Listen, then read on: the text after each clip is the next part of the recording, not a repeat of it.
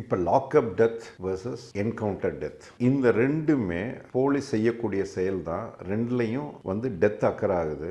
ஒன்று வந்து குற்றம், இன்னொன்று வந்து குற்றம் இல்லை. ஃபஸ்ட்டு வந்து என்கவுண்டர் டெத்ஸ் பார்த்துக்கிறோம். இப்போ என்கவுண்டர் டெத் வந்து லீகலாக பார்த்தீங்க அப்படின்னா ஒரு குற்றவாளியை வந்து பிடிக்க போகிறாங்க. பட் அந்த குற்றவாளி வந்து போலீஸையே தாக்கி கொலை செய்கிற லெவலுக்கு போகும்போது தற்காப்புக்காக அவனை கொலை செஞ்சிடறாங்க. இது என்கவுண்டர் டெத்ஸ்.